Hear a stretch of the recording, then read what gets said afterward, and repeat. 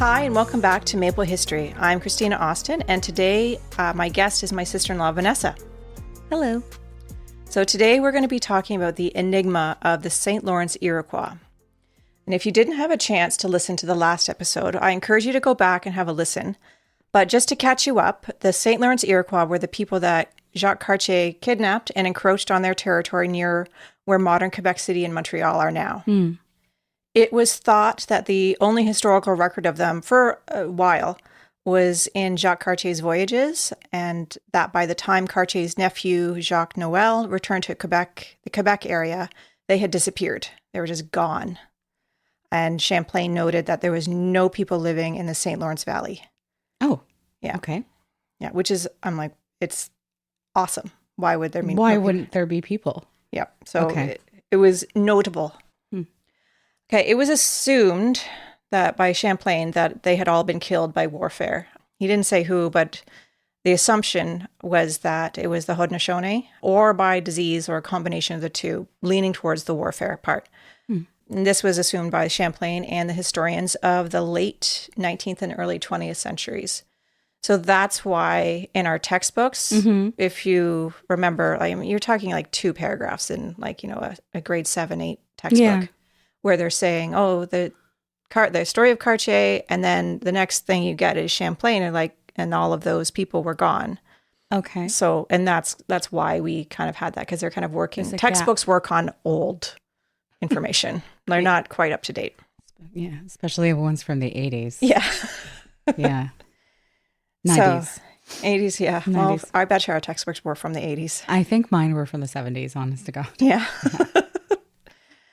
Okay, so what really happened is much more interesting if we switch our gaze from the European perspective, which is what we got from Cartier's voyages, and honestly, most historians of the 19th and 20th century, and turn it toward the Indigenous perspective, and we get a much more complicated story, not of mystery, but of a richer understanding of the Indigenous world at the time.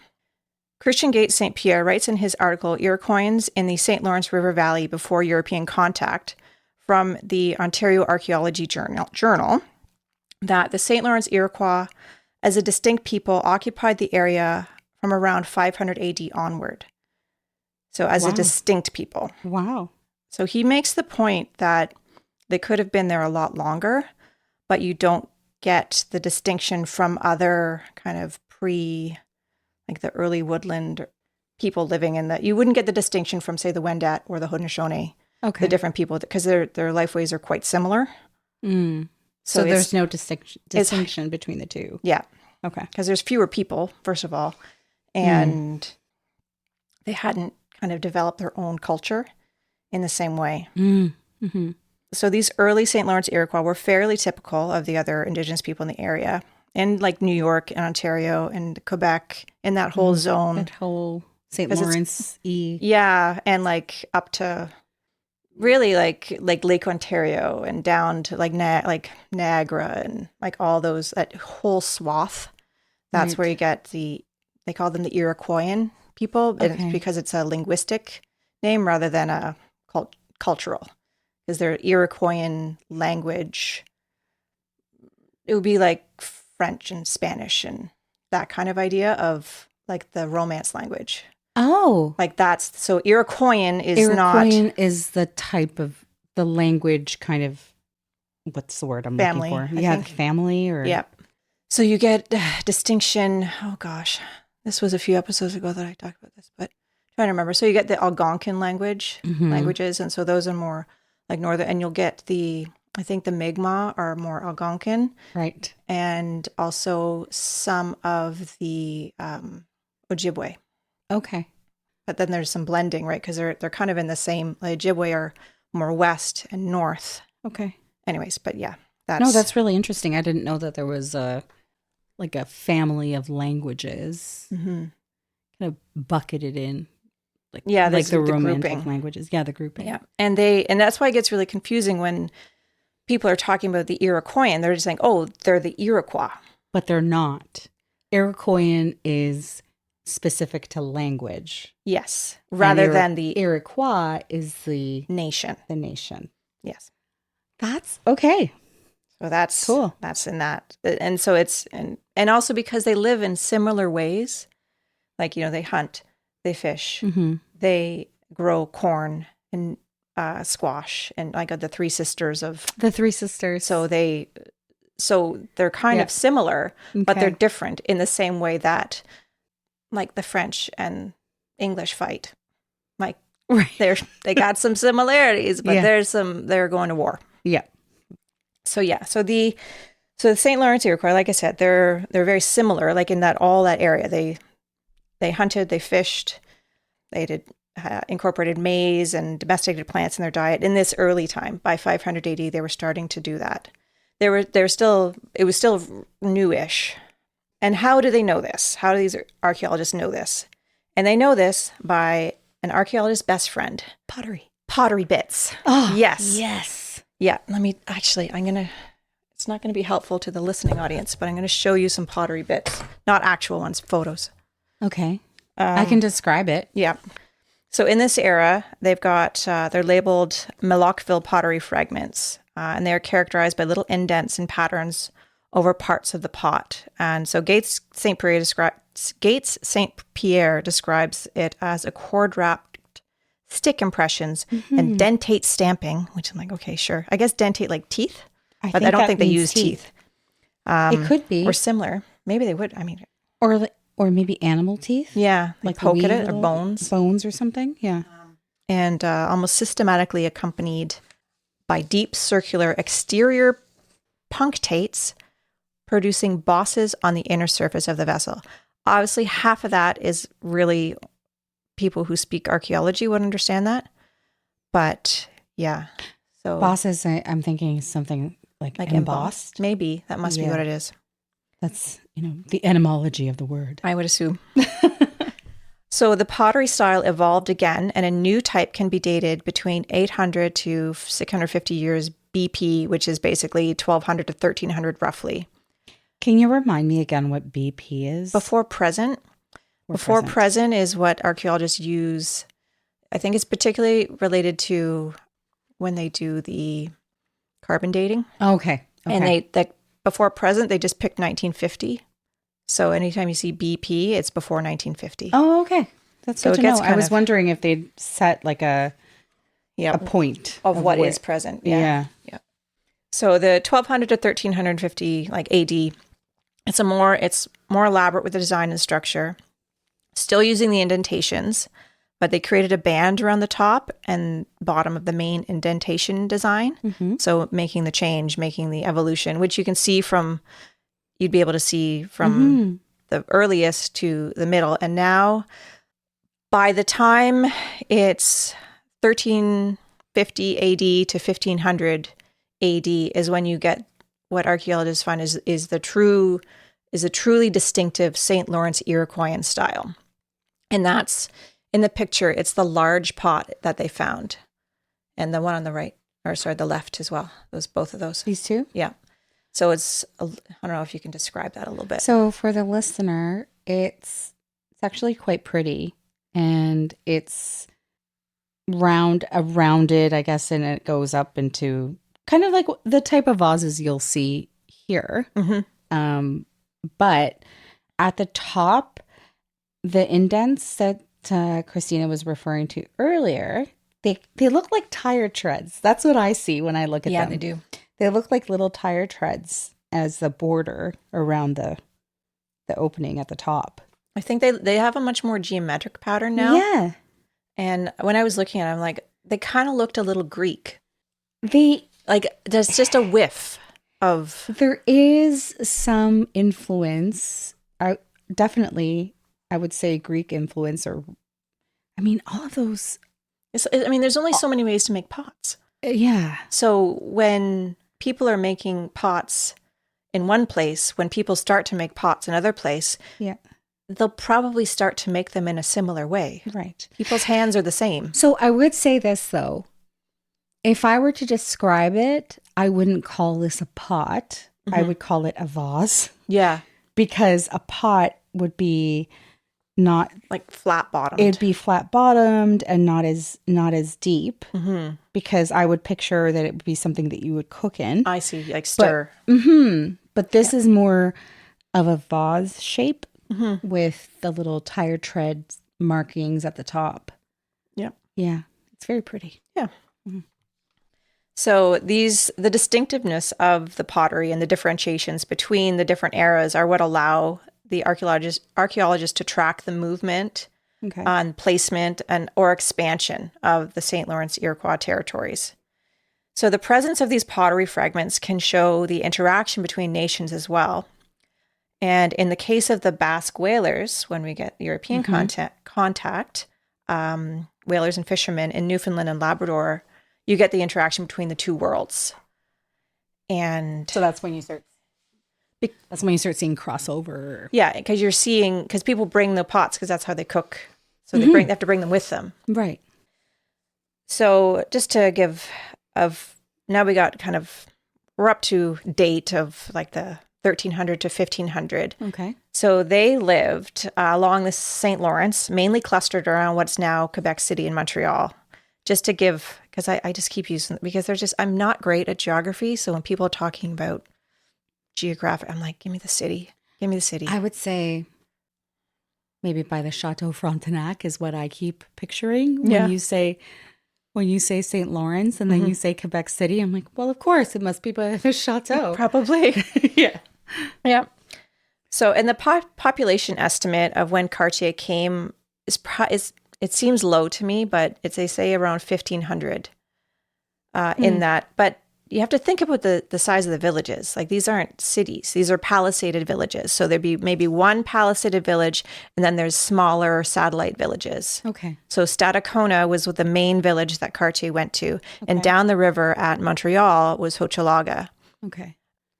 And then the little satellite villages are around there. Okay. Yeah, so... And also, the archaeologists don't seem to quite group the Hochelagans with the Stadaconans, but they seem to be similar, but not enemies necessarily, because they're so close. They would be fighting all the time if they were true enemies. But I remember when I was reading about with the Cartier, when Cartier came and was dealing with the Stadaconans, and the Stadaconans did not want him to go to Hochelaga because they didn't want the Hochelagans to get the French trading relationship. So there seems to be some sort of tension between the two kind of towns, villages. So yeah, they lived in a similar way with the Stadaconans. And really, if you say, okay, the Stadaconans, and forgive me, I can't pronounce things the way you're pronouncing them. I've been working at this. Stadaconans and Hochelagan. Hochelagan. Wow. I know. And those are the easy ones. Yeah.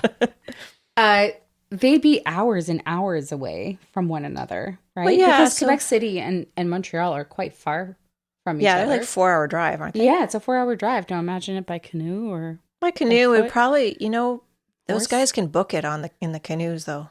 That's true. They didn't have horses. Right, they didn't have it. That's why it blows my mind. You heard me go, horses. It's like, wait. They're not there yet. Not yet. That blows my mind. I know. It still does. Yeah. Okay. So, and some of the archaeologists in the articles that I read, they think that maybe the Stadaconans had a hand in dispersing. That's a term they use a lot. The Hochelagans, because I think maybe the Hochelagans were gone before the Stadaconans were. So when you say they use the word dispersing. Yes, war. Okay. Maybe they didn't do it themselves, but maybe they didn't stop the influence. The Haudenosaunee. Okay. And that's another interesting thing because you think about, so we're talking about kind of like a indigenous nation that's 1,500 people. Yeah. Everybody knows everybody. Like if you're thinking about the lived experience of like a whole kind of group, you know everybody. Right. Or at least like maybe you don't know the person necessarily in the next village over, but you know their uncle. Them. Yeah. Your mom might be, cousins. Like you don't know. I was going to say in a situationship with like they might know. Yeah. So that's just the intimacy of these relationships, even with your kind of almost enemies, you really know them personally. Of course. Because you have a lot of time on your hands. Well, or they don't. Because the women did the farming. So that was another thing that, later is more the Jesuits and stuff would notice, like, the women are doing all the work. Okay. Like, yes and no, but the men had to clear the fields. And clearing a field with no axe really hard. What was it in your last episode or a couple of episodes ago? I think you guys were talking about, you and Simon were talking about how they would clear the fields. And I was driving when I was listening to this episode, and it stressed me out because I live, in a fairly there's a lot of farmland. Yeah.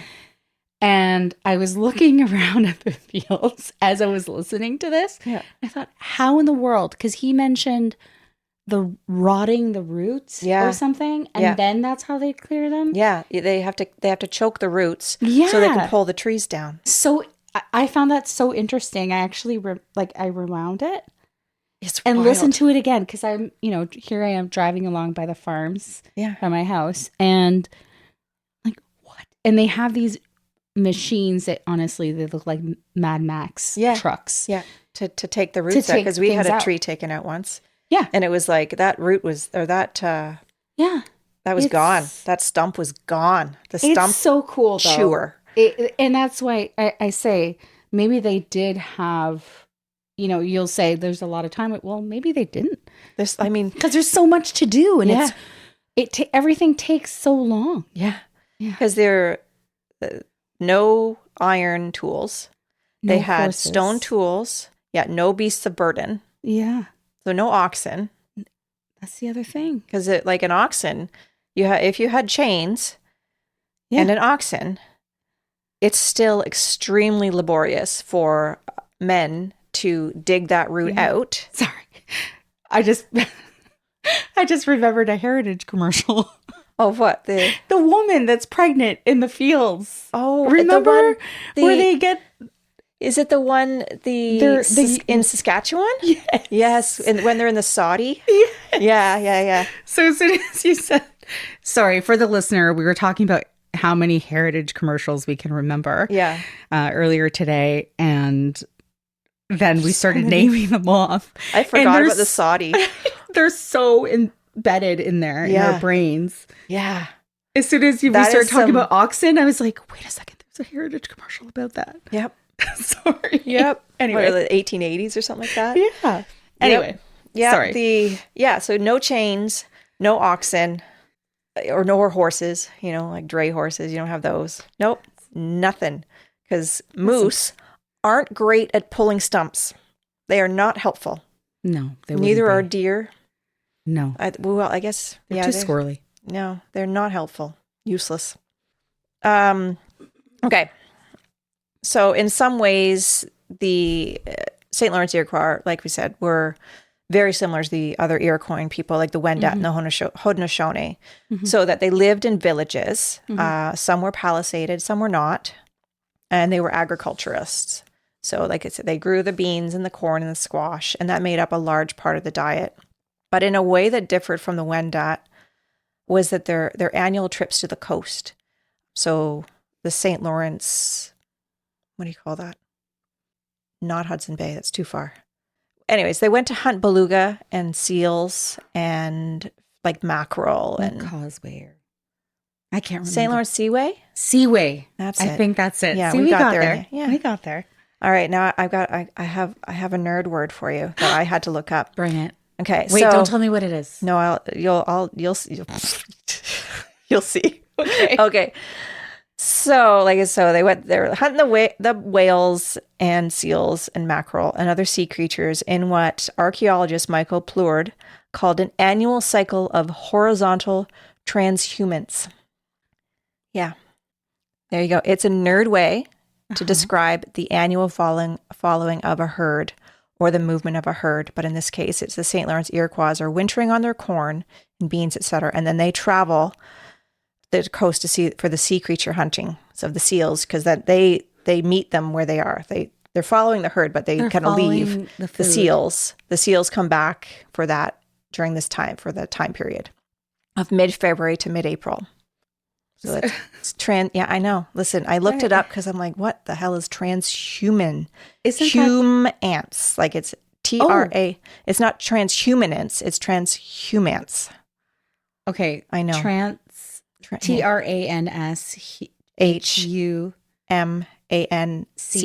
Yeah. There you go. So for the listener, initially I thought she said transhumans. No. And I was like, well, maybe they could just call them nomads. But no. So transhumans. Humans. Yeah. And that's like a word for herders, essentially. Really? Yeah, of how the following of the herd. Listen. So people that follow the herd. Yeah. That's really interesting. Yeah. Did you look up the root word of humans? No, I did not. But I imagine herd romance, maybe? Maybe it's human, but like an active. I don't know. Yeah, that's weird. Yeah, okay. It's a new one for me, and I'm like, I'm going to write that down. I'm going to tell Vanessa. Add that one. Yep. How do you drop that into a conversation? Yeah. You work on that. See what you can do. Yeah. All right. So they would send, like, considering there's about 1,500 people in all these little villages, they would send 200 people. Whoa. Yeah. So quite a large contingent. I'm not going to attempt to do the math. But that's a lot. Yeah. Yeah. So they went up to the regions that they called Honeida, and that's Saguenay, which is like kind of like up and whatever a bit. And Honguedo, that's Gaspé. So it's more east, looking towards New Brunswick more and Labrador and whatnot. So the arrival of the Spanish Basque on the coast of Newfoundland and Labrador would be game changers for the indigenous people there. So that's Spaniards. Yeah, I know. They might even get insulted that you call them Spaniards, though. Oh, because the Basque they're Basque. Yeah. Perdón. No vayan a decir nada. Let's not get the Basque separatists after you. I know. So I'd been vaguely aware of the idea of Basque fishermen coming to. It might have been a heritage moment. Was it them that found the cod? See, okay. Was it them or was it the Englishmen? But maybe that's a rewriting. Maybe that might be a rewriting of it. Because it sounds like it may have been the Basques. What is that cod area called? What is it? Oh, I feel like I'm in grade 8 writing a test. The Grand Banks. Is that it? Yes. The Grand Banks that's where they got the cod. Where they were just cutting through cod with their ships because it was so chock-a-block full of them. And so the Basques, they may have been among the first Europeans to have more than a fleeting interaction with the indigenous people on the coast. And I had it in my mind that the Basques were a little footnote compared to the French and English, but they had a far more influential part to play in the relationship with the Inuit, Mi'kmaq, and St. Lawrence Iroquois. So they would trade their goods like iron tools and pots, but what the indigenous people really had an eye for were their small wooden sailing vessels. Mm-hmm. You're going to help me with this, called chalupa, T-X-A-L-U-P-A. T-X-A-L-U-P-A.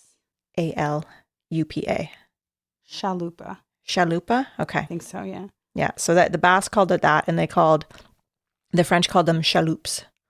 Okay, so that makes sense. Yeah. So in the book Before Canada, Northern North America in a Connected World, edited by Alan Greer, Brad Lowen has a chapter where he goes into great detail about the effect the Basque had on the region. So these little boats, I stopped writing chalupa and chaloupe, and I just call them little boats in my notes here. The Basques are going to come after you. Yep. Yeah. So little boats had sails, but they could also be rowed. So it made them really effective and highly maneuverable. And the indigenous people, they would basically just nick them when they saw their chance, which I'm like, good on you. Okay. So at first there may have been tension from the Basque when they when their little boats got stolen. But they quickly saw how the Mi'kmaq, Inuit, and St. Lawrence Iroquois could help them with their hunting and fishing. So they would bring old chalupa and let them take them. So they would just store them as part of their trade goods, like the extra pots and knives and axes and whatnot. They would just bring the old boats that we don't want anymore. And in general, they had a pretty positive relationship. Obviously, they are fishermen and indigenous warriors and hunters and kind of tough people. There it is. So they're going to fight. Yeah. Shit goes sideways sometimes. Always. But in general, it's pretty darn good.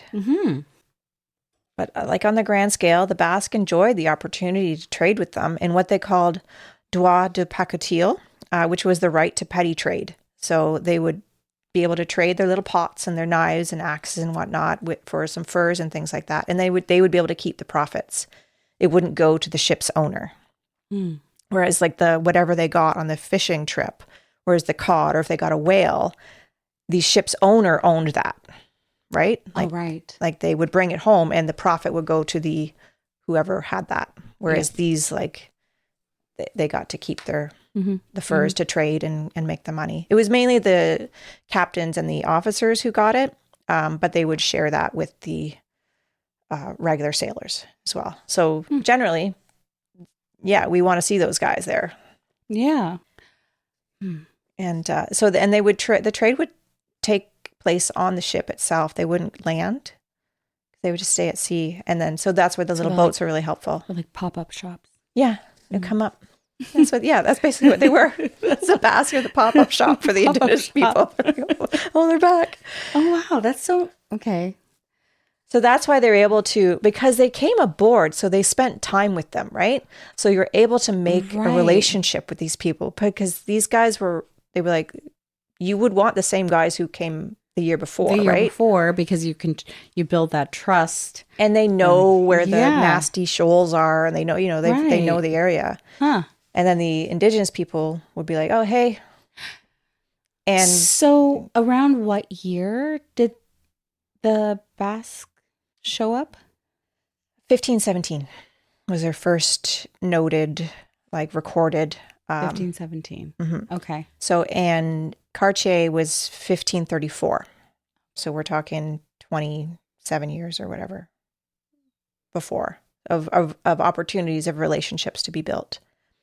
And yeah, the Mi'kmaq and the Inuit used the chalupa to be much more mobile, and they used it to expand their territories. So it was really valuable to them. Okay. Because they were mariners. Yeah. More so than the St. Lawrence Iroquois. They would come and they would definitely go on the sea, but they're not going across. Yeah. And they were not there 365 days a year. Fair. And the sorry, I always say this wrong.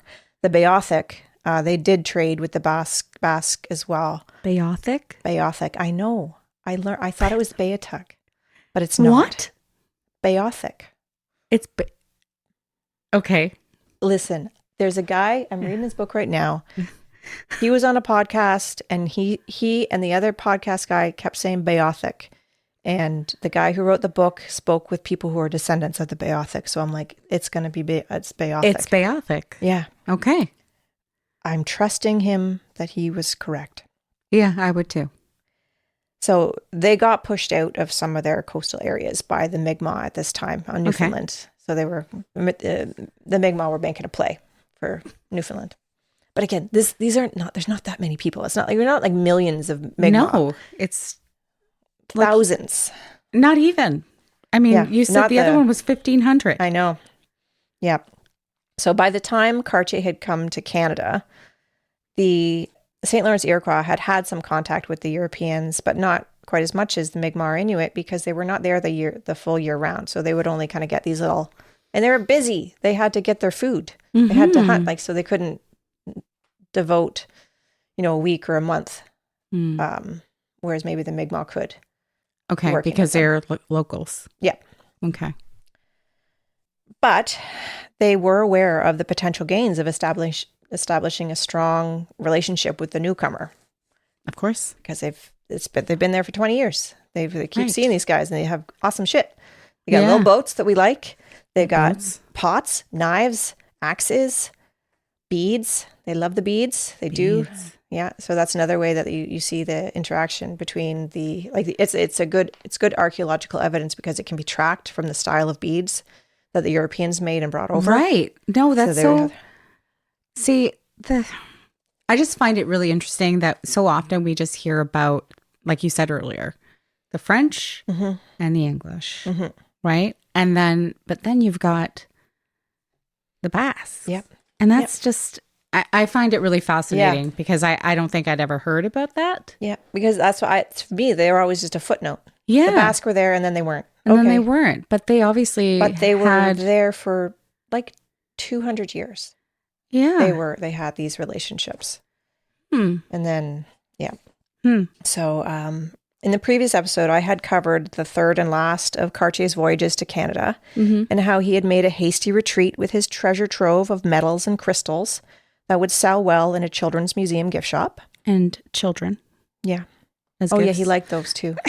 You said children's museum. I'm like, how about the kids? Yep, they got the shiny rocks. Yep. And like 4 children. So weird. So I had mentioned that Cartier left in part because of the attritional attacks that the Stadaconans were making on the Charlesbourg Royal fort. But the Basques had also set up armed whalers at the Strait of Belle Isle, so on like the St. Lawrence Seaway, in 1543.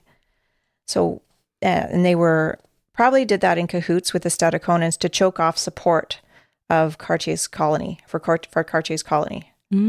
So they were playing an active role in that demise. And that is not something that is like, oh, okay. And to me, that gives even more, it wasn't just Cartier's failures, it was the agency of the Stadaconans using their friends to get rid of these. It's strategic, man. Yeah. They're like, these guys suck. Yeah. You guys are cool. You guys have awesome stuff. Help us out. That's really, yeah. And so they were like, the Basques were part of this, under the umbrella of the Spanish crown. Yes. So there was imperial Spanish support for this to happen because they wanted to keep control of these resources and keep it away from the French and the English. So maybe there was some Spanish influence out there? Yeah. What? Yep. Well, in Canada. Exciting. There you go. Yeah. Spanish people are always coming. Yeah. We're always coming and taking stuff. I know. Taking stuff. But turning everyone Catholic. And being nicer. And then bouncing. Well, some of them are nicer. That's really, I just had no FYI, Vanessa is Spanish. Yeah. just so you know. So I'm like, hold up. Like, what's wrong with these people? No. But I still argue that it was Cartier's failure in his inability to develop a diplomatic relationship, and that pushed the Stadaconans to more towards their Basque friends. Because I think the Stadaconans wanted the French allies because they were coming to them. And so like, wow, this is great. We got someone else, because the Basque had a bit more of a relationship with the Mi'kmaq and the Inuit, and the Stadaconans were kind of enemies of the Mi'kmaq, because in 1533, okay, the Mi'kmaq had killed 200 Stadaconans. Right. So, which is pretty brutal. Wow. So it was not all friends. And, no. It wasn't a big kumbaya event up in St. Lawrence. Are we allowed to say it? I don't know if we are. Probably not. Maybe someone's going to edit that out. Okay. So if he'd been more respectful of the Stadaconans, then maybe he would have been able to put the French between the Stadaconans and the Spanish Basque. But the Basque did not seem to have any desire to colonize while they were there. That's weird. Yeah, and they were under the thumb of the Spanish crown, but they didn't want to, they were not trying to get inland. They're not trying to make settlements for themselves and like a fort. And what's interesting is the Basque are an identifiable indigenous European culture. Still. Yes. So, listen, I could be reading into it that like they are indigenous people and then they're meeting another indigenous people and then they've got like, I don't know what's going like. Yeah. I just think it's interesting. I'm just putting it out there as food for thought. Like, what do you think is interesting about it? Do you think they were being... They recognized each other, that they were they're working, they were doing what they did. The Basques were fishing, like, well, especially on the coast, because they're inland as well in the mountains. But the coastal Basque were fishermen, and they went out. They had always gone out and been seafaring, and so they were just doing their thing. Whereas the indigenous people were just doing their thing as well. Right. And so they were just so like, you know why? Like, we don't want to live here. We just want the food. We do the thing. And we'll go back and to our own homeland. We are happy we're in our own homeland. You're happy in your homeland. Cool. Peaceful people. Yeah. Sometimes. Sometimes. They'll smash your head in with a... Well, yeah. Whatever. Both of them. Right. And, there's definitely some stuff that was pretty nasty. It's almost like what's the word I'm looking for? Like they were collaborating. Yeah. Rather than conquering. Mm-hmm. Yeah. Whereas the French and the Spanish crown were looking to conquer the lands and take it over as their own rather than using the resources for mutual benefit. Yeah. Okay. So although the Stadaconans had run off Cartier and Roberval, things were not all sunshine and roses in the St. Lawrence Valley. The Haudenosaunee Confederacy was becoming more and more of a problem for them. And the Haudenosaunee Confederacy, they'd been around for several hundred years by now and had been growing in power, which influenced the beginnings of the Wendat Confederacy. Okay. And they influenced them in the 14th century. That's when they became a confederacy. Some say 15th century. But you're looking at like maybe 100 to 200 plus years that the Wendat Confederacy, which is about 4 nations coming together kind of in opposition. And Haudenosaunee and Wendat were about equal in size. So by the time, say, Champlain came, we're looking at 25 to 30,000 each.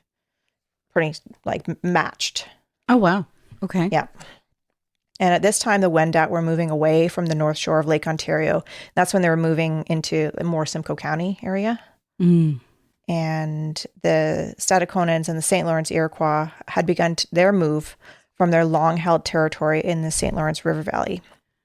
Archaeologists found clear evidence of warfare between the Haudenosaunee and St. Lawrence Iroquois in the St. Lawrence area in the form of bone fragments that had been turned into different things, like rattles.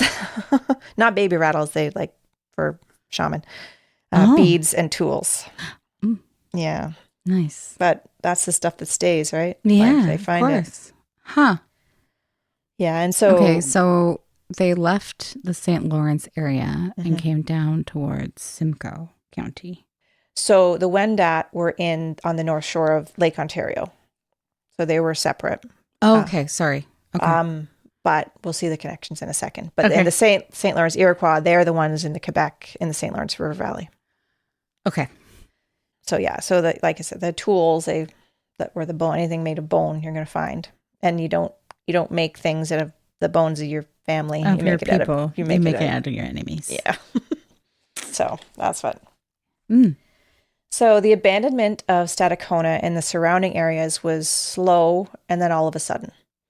So for several decades, up until the full abandonment as a permanent residence, the St. Lawrence Iroquois were using their myriad of connections in the regions of Quebec, Ontario, and Labrador to find new homes for all of their people.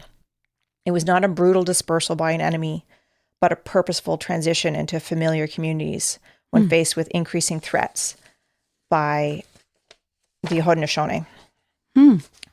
Yeah, so some of the St. Lawrence Iroquois gradually moved to join the Wendat communities. Specifically, the archaeologists Gary Warwick and Louis Lesage believe that upwards of 1,000 St. Lawrence Iroquois moved to join the Arendarrhonian nation over a period of time, like decades. Okay. And that bumped that population up by 30%. Okay. Like, that's a lot. A lot, yeah. Wow. But of course, this could not happen in one fell swoop. No. It had to happen over time because they were subsistence farmers and hunters. So you could not take 1,000 refugees in 2 years.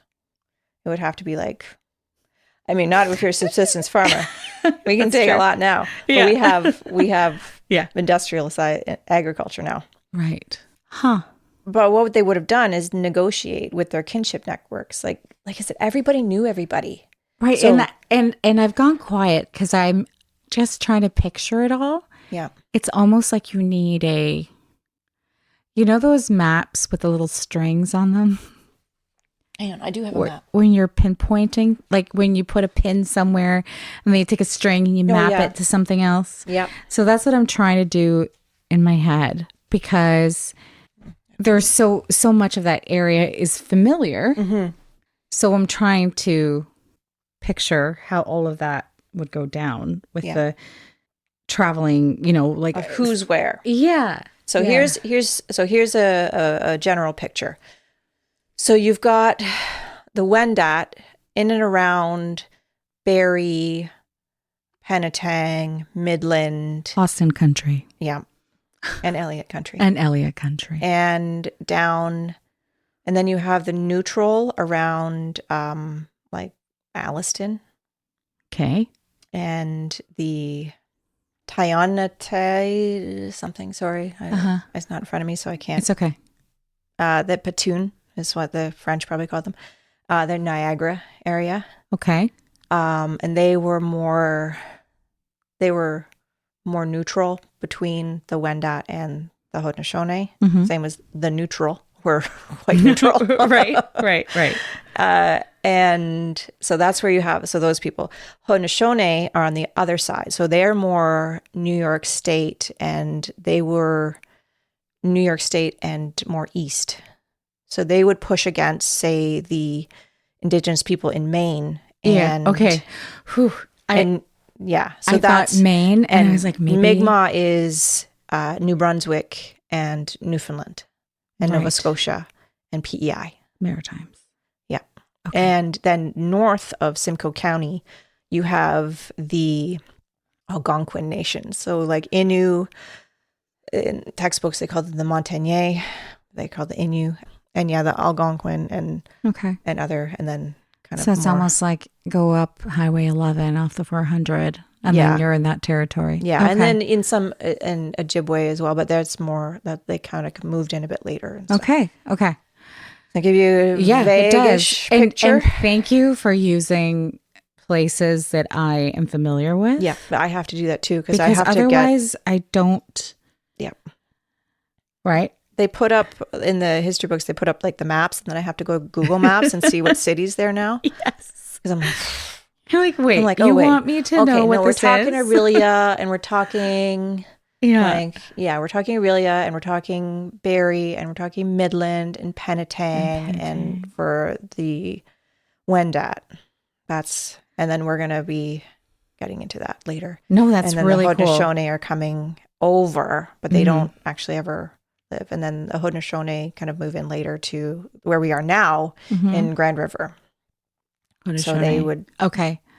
Actually, James and his class just went on a trip to Crawford or something conservation. Oh, yeah. Up by Milton. I think so. Yeah. And I'm such a good mom. I have no idea what I signed the permission for. But he was telling me about how you would think it was really cool. Yeah, I'm going to go there with the kids. Because he went and he said, you should tell Auntie, because there's indigenous writing, and they were able to see things that the indigenous people left behind. And there's a log house there too. Yes. Yeah. And he started telling me all about the log house and how he'd heard it on your podcast. And, you should tell Auntie. So, yeah. Yeah, I'm going to go. Yeah, you can take a picnic there. Yeah. So cool. Yeah. Anyway, sorry. Yeah, no, it's good. Diverted there. But there's lots. And then for later episodes, you can listen to the one we'll talk about for the Saint Marie among the Hurons. That's familiar. Yes. That's coming later, and that's going to be some good stuff, because that's when you get That's the Jesuits and everything. It's I love going to the be wild. Jesuits. I don't love the Jesuits, but I mean, like, it's fine. I know, but the Jesuits of now, I guess, of like the education. Yeah, they were always good educators. I know. They were all, I know. They were counter-Reformation warriors. That's what they were there for. Okay. Which is fine. Yeah. My dad went to a Jesuit school. Well, that's what they love to do. They were good at that. They were good at it. Yep. And some of them were really not so good, because we'll get into that later in years to come about the residential schools. Oh. Yeah, that's good. Yeah, it's like a kick in the solar plexus. It's so... Yeah. It's so bad. Every time. And now the kids are learning about it, right? Yeah. And so the kids actually talk about it with me, and I'm like, oh God, I'm not prepared for this, because we didn't hear about it when we were kids. Nope. But now they're, talking about it, I didn't learn about it in school, but there was a movie that CBC did, and I was home alone one afternoon. Oh no. Never home alone. I was probably 11, whatever. Well, of 12. course. It was the 80s. You were probably home alone when you were 8. It was the 90s. It was the 90s, because I keep saying 80s. I don't know. But yeah, and it was about the residential schools. And really? It was a movie, and I had never heard of them before. And I watched this movie by myself. I'm like, wow, that's intense. And it was a girl my age. And I'm like, man. But honestly, it was great. It was great. It was a very good movie. Good. I'll have to look up the title some other time. Yeah, there's so many interesting things. I'd like to hear. I'm looking forward to those episodes. I've never been to St. Maria. It's very good. I've heard it's beautiful. I've never been. Yeah. And Christian Island. Yeah. Gahondo is what they originally called. All right. So they couldn't take everybody all at once, right? Because these are subsistence people. You're a hunter-gatherer. So you would, in different hunting times, you wouldn't be hunting with 100 people, because these are not like in the West, in Saskatchewan and Manitoba, where you have the herds of buffalo, right? Where you would have hundreds of people doing this hunt. It's a totally different type of hunting. Right. So you've got small groups. Okay. And they would meet, they'd have hunting parties, and like, they would be like, oh yeah, my family will go with my husband and son and uncle will go with your family, and we'll go do our thing. They're all grouped together. And there is strong linguistic evidence for the amalgamation of the St. Lawrence Iroquois joining the Wendat. And so Cartier had created an 80-word dictionary, like a travel dictionary, like où est le salle de bain kind of thing. Okay. It's the first thing you learn. Bière, s'il vous plaît. So you did when you traveled Europe. Yeah.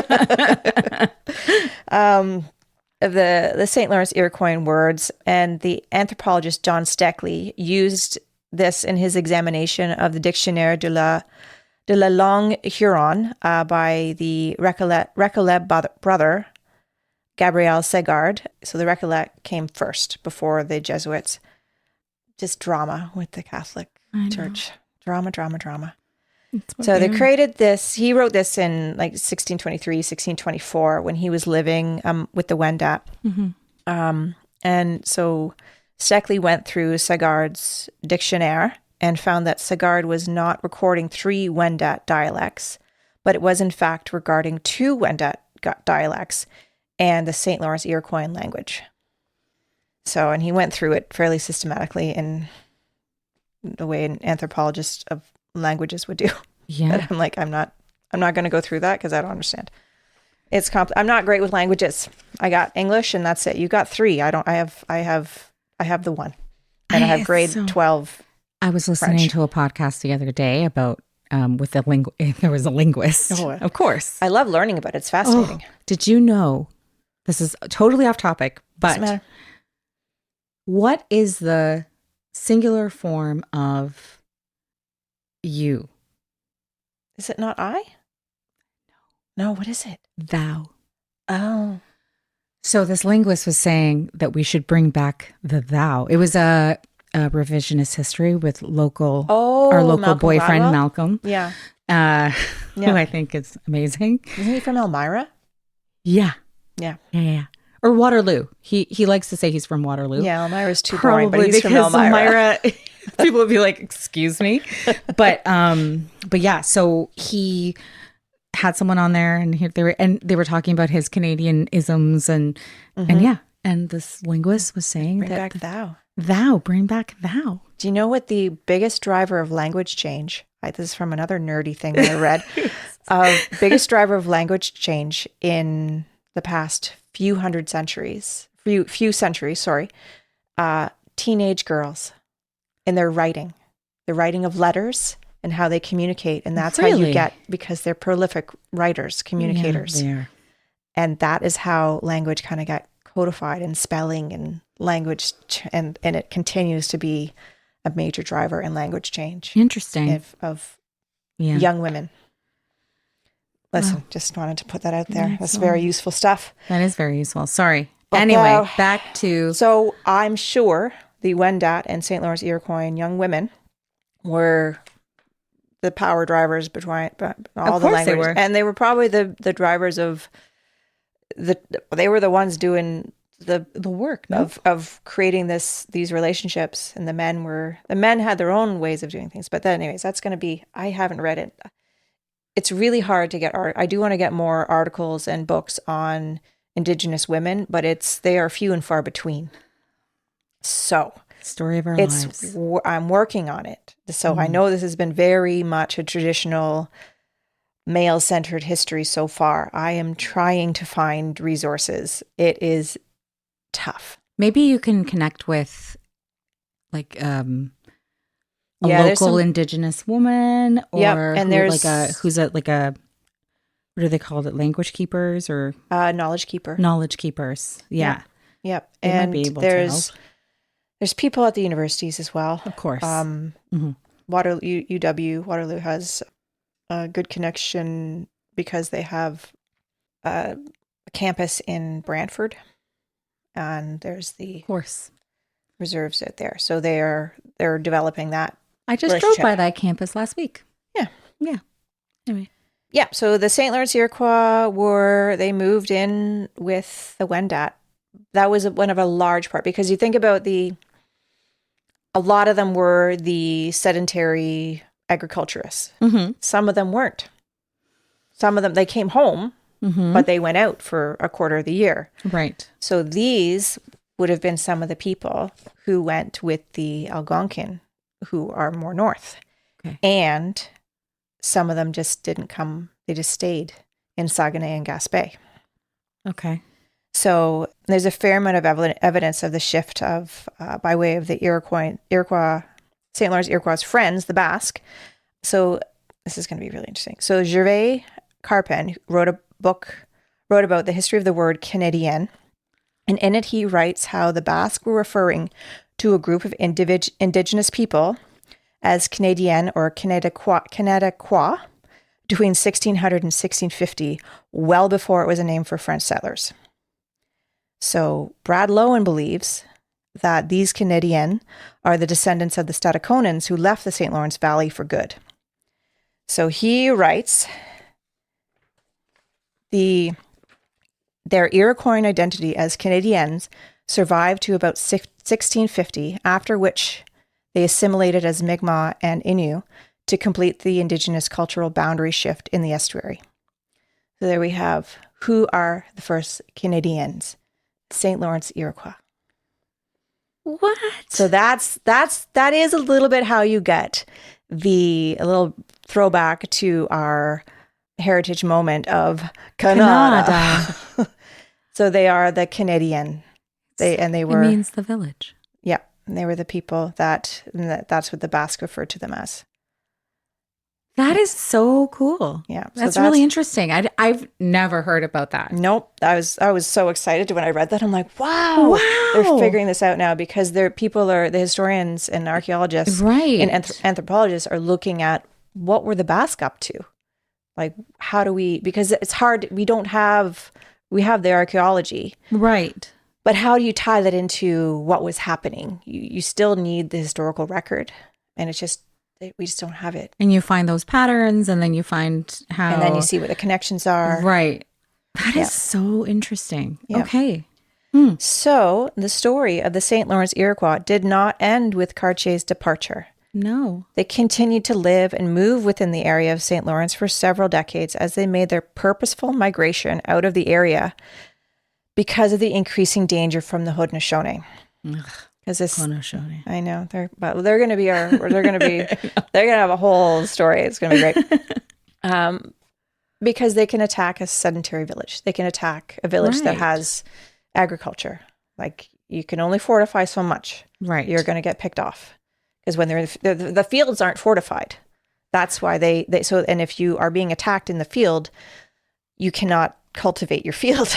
Right. You're going to get killed. It's women who cultivated the field. Yeah. So, and the men could only protect them so much because you're talking, acres. Yeah.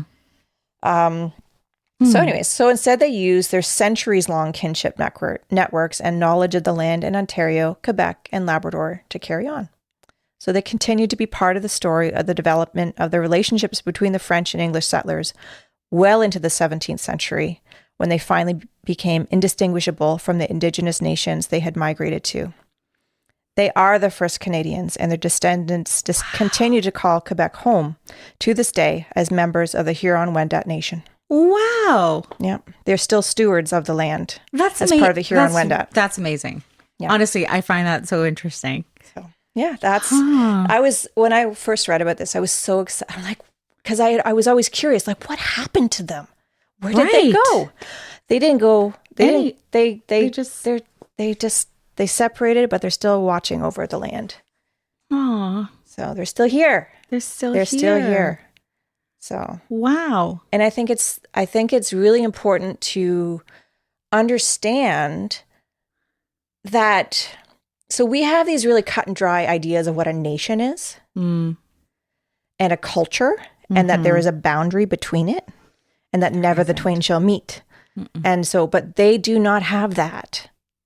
The Indigenous people, some do, I'm sure, to a degree. I mean, you do have major battles between the Wendat and the Haudenosaunee, and that's going to be devastating going forward. But even then, they have a blending. Like they do it's very complicated, but they still do mix and create culture together and live together and move forward together. Well, that's true of so many nations that we know of now. Yeah. Right. So it's not surprising that would happen, because that's just how people are. It's how people. Yep. and it's when you get a outside philosophy that's kind of trying to generate power over groups, and by separating them, that's how you do that. Like nationalism. Like, no, these people are bad. We can't let them in. These people are fine, but it's when you create these. And again, yeah. So it's always relevant. It's always relevant, right? It doesn't repeat. It just rhymes. Yeah. It just keeps coming. And so that's why I think it's really important to understand the concept of the kinship networks and working in community with one another that the Indigenous people did. And that's how they have maintained the relationships over the centuries. And that's how they maintain their relationships over, in this area, would be like 12,000 years. That's because incredible. It was before that it was covered with ice. So right. But then even other areas, much longer. Like, of course, like the West Coast in particular. You were talking, what was it, 30,000? And then in the South, like South America, maybe longer. Oh yeah, for sure. So yeah. So anyways, very interesting, and it's really, we got to kind of break our brain to get out of this trap that we've set ourselves. And I think that's what we talked about in the last time we chatted, because it was interesting to hear things pre-contact, and now we're at contact. And it's just, doing that shift in what we've learned and filling it in some of those gaps, and just building on what the actual story is, because the narrative it's changed. Yeah. It's changed, and for the better, because we have a better understanding. Yep. But it's like my brain just starts to, I'm trying to do some recall, and I'm like, but wait, now that's not full. Like that's not the full story. Mm-hmm. And so it's exciting to hear this stuff, and it's so important because then it helps us understand better than rather than just, like surface stuff. Yep. And it's, and people get their back up and it's like, well, that's not the story I learned. Well, like, yeah, no, but I learned about the water system when I was in grade 3, but then I learned that there's a lot more to do with the water system in science than what I learned in grade 3. Exactly. So this is more of the story. And now you're a grown up or even a kid or teenager listening to it. And there's a lot more to it. Right. So the story that you learned, so the Cartier part, it's not wrong. No. But it's not the only version. It's not the only story. Like, it's not the big picture. Not to use like that, like, that term is, people say that all the time. But having all those different pieces, it's like we always refer to Canada as a mosaic. Yeah. So it's having all those pieces together because there is more to just the little bits that we learned in grade 8 or grade 7, right? Because, and I always refer to grade 8 and grade 7 and 8 because that's where, for me, history, I remember it really well. And that's when I started to really enjoy learning about history. Yeah. Yeah. So it's adjusting what you've learned, but not because it's what you learned, like you said, what you learned was wrong. It's because now you can know more. Yeah. And understand it rather than just... It's how do you fit that story that you learned as a kid into a Technicolor version. There's a black and white. This is the story that you learned. You learned 2 paragraphs, right? Like, or maybe 3 pages in a textbook. I mean, you see my desk. Yeah, for the listener, it's just full of notes. And there's books. About 8 journal articles. Like, and it's 8-inch thick book. That's and that's not even the only, like. Listen, this is my boy Bruce. This is Bruce Trigger. Okay, it's a doorstop. It's for how many inches? 4. That looks like the anthologies. Oh, Norton's anthology. Norton's anthology. As soon as I saw even the sound when you put it down. Yeah, the way it kind of flops. That sounds like a Norton anthology. Yeah. You know which one I'm talking about. I do. I didn't take several. English, but yeah. I have several. Yeah, of course you would. Yeah. And I can't part with them. Don't. No, they're so pretty. Yeah. But yeah, that's that one. Listen, I'm going to be, I haven't even, we're only here in this book. There's so much more. And so we're only at 1.5 centimeters, and it's there's still thicker than a Bible. 2 inches. It's like a Bible size, and she's not even cracked the Old Testament. No, we're in Moses. You're so Wow. Oh my gosh. But yeah, there's a lot more. And you see beside there's those other journal articles. Oh my gosh. Yeah. Listen, journal articles are the way to go because that's when you get the most up-to-date information. Because the journals come first, and then they go into books. Microfiche? No, that's the primary sources. Those are it's been a long time since I've flipped through that microfilm machines. Microfiche. Oh, I can hear it. I can hear it. Yeah, I can smell it. Oh, yeah. Yep. No, but it's so, honestly, like, this is, again, really, really interesting. And so the next time, if you listen to this, and then the next time you go to that, you go see a place, or in the States, they have living history museums that have longhouses and things like that. Right. This gives you, like a living history museum, like St. Mary and the Hurons, and I think it is Crawford. It's Crawford Lake. Crawford Lake. Yeah. Milton area. And I don't know what they have in Quebec. I'm sure they have living history places in Quebec as well. Quebec City? I'm sure. I mean, they have the forts and stuff like that, but I don't know what they have outside of it. In more of like a reserve, like not indigenous reserve, but like a conservation area, a nature conservation area. But yeah, so that's what we have. So now we can do a new heritage moment and have the Canadian, and they are not the Canadian of the Quebecois. But now, okay, I hate to make it about hockey. I know. They're not the Habs. They're not the Habs. They're not the Habitants. The Habitants Canadiens. No. They are the Stadaconan Canadian. And unfortunately, I think that's what we have. That's what they call themselves, the village of Stadacona. And then there's a bunch of other villages, but that's so cool. So I don't know if that's what they call themselves as a nation. Whereas the Haudenosaunee Confederacy called themselves the Haudenosaunee Confederacy. And then they had their separate, the five founders that started it. And then they added some more. See, my little brain now, it's just, I keep trying, like I said earlier, I keep trying to recall and then trying to find where those little pieces that I have fit into. But now you have more of a bigger picture, and then you have that nugget of early knowledge. Yeah. In the middle.